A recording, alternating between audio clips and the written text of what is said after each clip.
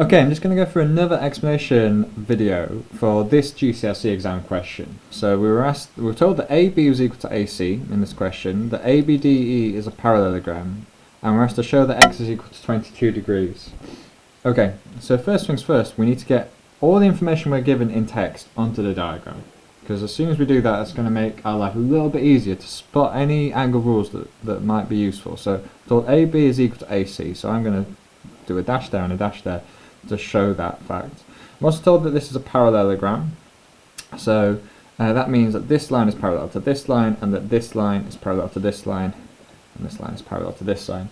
And it does actually mean that these lengths are the same as well, so maybe that's going to be useful. Okay. What can I see straight away? Well, I can see that this is an isosceles triangle now by the fact that I've been told that these two are equal. I'm also, because I know it's a parallelogram, I know that, well, maybe you've forgotten, but there are some angle rules for parallelograms which crop up less often than your standard angles and parallel lines. But one of the rules for the angles in parallelograms is if you've got a parallelogram and the opposite angles are equal. So if I had an angle A here, then this angle would also be A in that parallelogram, and likewise if this was angle B, then opposite it would be an angle B too. But you don't necessarily need to remember that to solve any angles in parallel lines questions, angles in parallelogram questions, as long as you're okay with the idea of like extending lines as well. So we might try and solve this without remembering that rule, but actually we could have straight away from this have said, well, okay, if that's 65, this is also 65 because of the fact that it's a parallelogram. So the opposite angles in parallelograms are equal. But how could we have figured out that this was 65 without that help? Well, if I chose to extend these lines in this parallelogram, which is one of the reasons why it's so useful to be able to just sketch the problem like we have done here.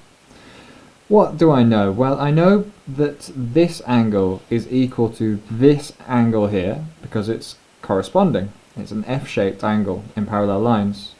I also know that this is 65 degrees here as well because of that being alternate. We've got that Z-shaped angle, so it's an alternate angle. And that's to show that this is x equals 22. So whenever I see show that, I have to make sure that every angle I'm finding I'm justifying.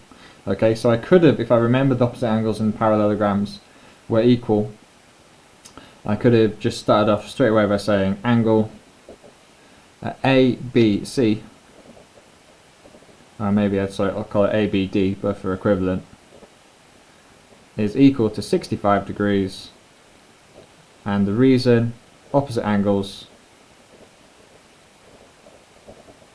in parallelograms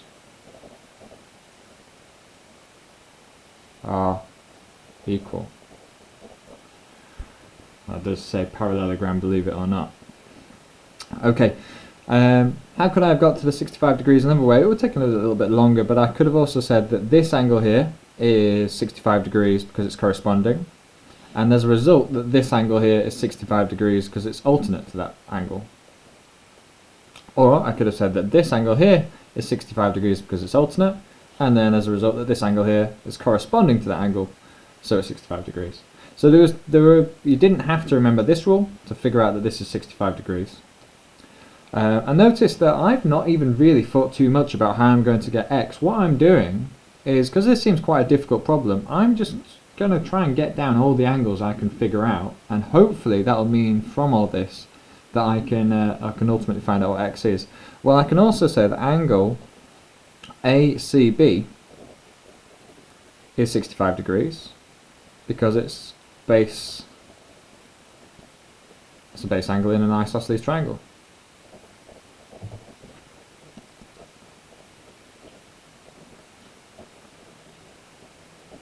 And I know that those are equal.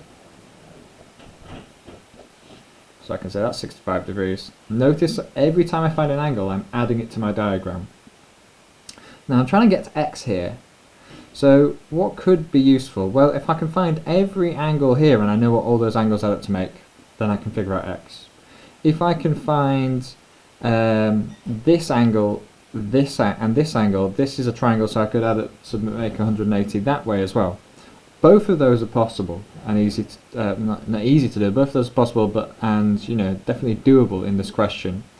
I think I'm tempted, because of the fact that we've already thought this through and figured out that this must be 65 degrees because it's corresponding to this 65 degrees. I'm tempted to say let's try and figure out what x is by finding out what this missing angle is here and what this missing angle is here. So this is, because there's quite a few angles about A, this is why being able to be really clear about which angle you're referring to using this symbology, that, so I have to use that to represent angle, and then the three letters where the middle letter is represents like where the angle is occurring, the vertex about which the rotation is happening, if you like. You remember you can also write it as that, maybe prefer giving a beat the angle point a little hat. Both are perfectly fine. Alright, I'm going to figure out what this angle is here. What would I call that? You might want to just pause and say in your head what angle you would call this angle here. Well, what you would call it would be either angle BAC or maybe angle CAB. So angle BAC is equal to, well, it's going to be 180 minus 65 minus 65. Why is that? Angles in a triangle sum to 180 degrees. Alright, so that means that this must be 50 degrees. So I add that to my diagram. Often in exams, just showing working by adding it to your diagram is counted as working in cases. Okay, now what else have I got to do? Oh, if I'm going to, I've got a straight line here, so all I'm actually missing here is x. If I can figure out what x, if I can figure out this angle, the only remaining thing to find out would be x, which is exactly what I want. So I need to find out this angle here, which I would call angle, maybe just say it in your head, or pause it. That's right, it's angle EAD, or maybe you'd call it angle DAE, so angle DAE. That's equal to, well, we've got another triangle. It's going to be 180 minus 65 minus 72. What's that going to be? If I do 65 plus 72, 137. So 180 minus 137. 43 degrees, I think. So what have I got left to do here? Well, what I've got to do is I've got to show that x is 22 degrees. So what I can say is that looking at this whole straight line here, 65 plus 50 plus x plus 43 is equal to 180. The reason? Angles on a straight line.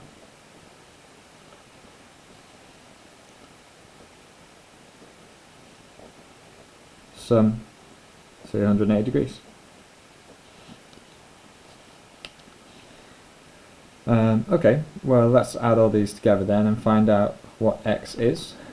So 65 plus 50 I think is 115, plus 43 is going to be 158.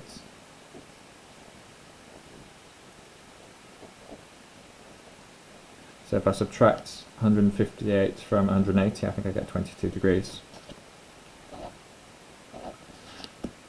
So I can say, well, I've certainly shown that, haven't I? I've made a clear solution. I've justified every angle that I've found. I've justified every equation that I've made by stating why it's equal to that value, and I've shown a clear solution for my final step.